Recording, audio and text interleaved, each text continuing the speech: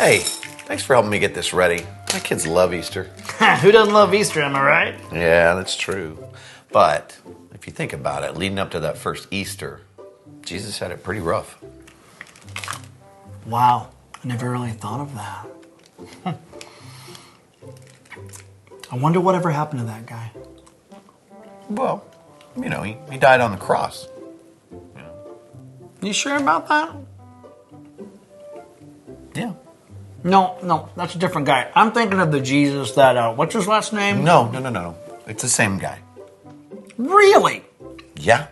Wow. Yep. I just never connected the two together before. Jesus on a cross. I wonder whatever happened to that guy.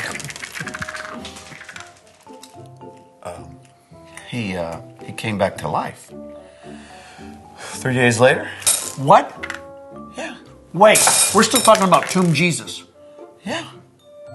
That's the same guy? Yeah, he died on the cross for our sins. No, that's a different Jesus. No. Same one. Died on the cross, was buried in the tomb, came back to life, and now he sits at the right hand of God. Wait, cross Jesus is the same as right hand of God Jesus? Yeah. Not separate Jesuses? There's no separate Jesuses. I just never put them all together before. No, it's still one guy. Wait, you understand what this means, don't you? One guy did all of that? I mean, that changes history. That changes everything. That is big. He deserves more than just jelly beans for his birthday.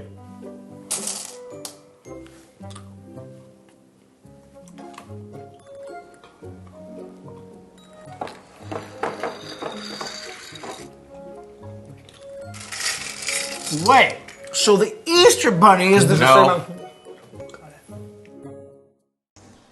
The best thing about that video is I don't think he puts a single jelly bean into an egg. Right? He's like a man after my own heart. Yeah, that's why I don't get invited to the egg filling thing. It's just there won't be any left for the kids.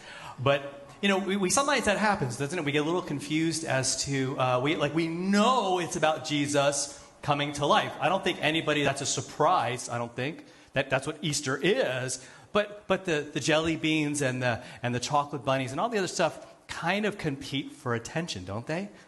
They're going, no, it's about me. It's about me. In fact, there's an Avis ad that came on that I got texted. Look at that. Easter is here and so are our sales. Like, that was like the weirdest thing. It caught me off guard. I was like, I love Avis, right? We rented from them a couple months ago. But when I think Easter, I don't think car rental. Probably not. But for some people, it's about a sale. It's about a thing. So we want to make sure that we understand what the different holidays are. And we do that. 4th of July, we make sure it's about our independence and the freedom that we have. Thanksgiving, it's not about turkey. It's about giving thanks. So we're good at dialing in the what it is. But I want to make sure that we realize what it does. See, because you could know fully you could know the whole story. You could know that Jesus had a mock trial. You could know that Peter denied him in the courtyard. You could know all of those things, all that stuff before Pilate, how he went, and then how he was crucified, he died, they put him in the grave, and then he came up, right, and the stone was rolled away, like we talked about in Matthew today. We might know that story, but it might just be a story. You know what I mean? Like, cool, I know that. That's cool. That might be even inspiring. But what does it do? What does it do? What does your life mean because of that truth? If you look at the first people that came to the tomb, it changed everything for them. When you talk about what does Easter do, it changes their entire eternal destiny, where they're headed, what they are all about, right? You look at Matthew 28, and they go to that tomb. It's just like they're going to anoint his body. They're going to do all the things they're supposed to do, and yet they are surprised by this angel. There's an earthquake. The stone gets rolled away, and I love how the angel just kind of sits on it like, hey, yeah, check this out. And he even says, like, check it out. Look where he was. You've got the right place. It is the one that you're looking for, the one who was crucified. It's the same one, right? You're in the right place. It's not 3 tombs down. It's right here. He's not here because he's alive, just as he said. But go tell the brothers. And their whole lives will be about that. Have you noticed that? Like their whole lives will be like that. Telling everybody that Jesus is alive and what that means for them. See, I think even with other holidays, like if we just realize that the 4th of July is about, that we want our independence, or that Thanksgiving is that I should give thanks, it's supposed to inspire you, isn't it? The 4th of July, you should leave the 4th of July, and it's sad that many of us don't. You should leave the 4th of July going, man, I love my country. I'm going to fight for freedom. Or Thanksgiving, you go, man, I forgot that I have all this great stuff and how God blesses me. I want to thank him. I'm going to live in that thankful way all the time. And with Easter, like, is it just one day? Like, yeah, he's alive. But what about when you go back to school, right? When the holiday's over, the vacation's over, you got to go back to work. He is alive. And that's what Easter does for us. Because we're trying to figure out this death thing, aren't we? I think a lot of times we go like, man, I just don't want to talk about it. And I know, I'll embarrass my wife for a second. She's like, oh, great.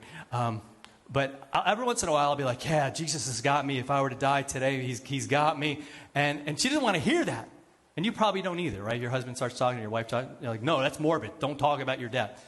No, let's not talk about what you're going to put on your gravestone. No. But there's nothing morbid about it, is there?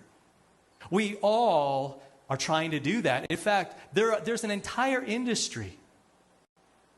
And it happens to you. You go on YouTube, you watch your video, right? You're going to watch your whatever it is that you like to watch, and you click on it, and what comes up? It's an ad for some dude who's going to tell you how to look shredded, right? Or some guy that's saying, your stomach's all messed up. Well, this is the key to health. And you have to watch the 10-minute video. And at the end of that, you've spent $100 before you know it. And you're like, what did I just do? Because I want to live a better life. I want to have maybe eternal life. I want to cheat death. I want to keep pushing. I want to keep kicking that can down the road as much as I possibly can. In fact, I just saw, it was like about 2 weeks ago, a guy by the name of Kurzweil is his last name. He's a futurist. Maybe anybody read that article? I think it was in the New York Times, where he has predicted all these amazing things that would happen, right, technology-wise. He predicted that a computer program would beat a chess champion. It happened. And so everybody's like, well, wow, man, this guy's got like this incredible track record of predictions that have come true. And so what he said, it's kind of disturbing what he said about 7 weeks. He said in 7 years, we will be able to figure out immortality. I guess there's these like little nanobots that they'll put into our bodies, and they'll repair the cells when cancer comes or when something happens, and we will be able to live forever in 7 years. And I'm going to make a prediction of my own, right? This is a prophetic word for y'all. Okay. I can't imagine the price tag that will be. So there might be like three people on the planet that'll be able to afford to have whatever little things put in their body. It's terrifying to me because that's not the way it works. Now, can technology make us feel better, right? Can it bring healing and all kinds of things? It could do all kinds of cool stuff, and it has done amazing things. I predict that will happen in 7 years, that they'll be able to do some pretty cool stuff like they have up till now. But to beat death, that's what Easter does. That's what Easter does. It has defeated death. Jesus has already defeated it. He's already won victory. That's what Paul says. Right? We saw in Matthew that he's alive, but if you look at, Peter says, look, Paul says in Colossians 3, he says, if then you've been raised with Christ. Notice he doesn't say like if we'll be raised. If one day it happens, like you work it all out and you made the team, right? You did all you were supposed to do, and wow, I'm in, right? Like every joke about St. Peter and the pearly gates. That's not the deal.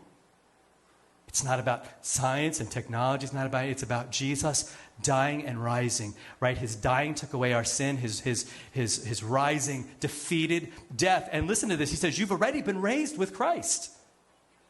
Like we live today with that victory in our hearts, in our lives, with the absolute certainty that he paid the price for me and that he is alive. And because he is alive, I too will rise. What an amazing thing. See, Paul, again, he just assumes that that's true. If you've been raised, well, yeah, I've been raised with Christ. So then seek the things that are above. Like have your eyes on Christ and who he is. He is seated at the right hand of God, a place of triumph. He's not dead, he's alive. So set your mind on those things.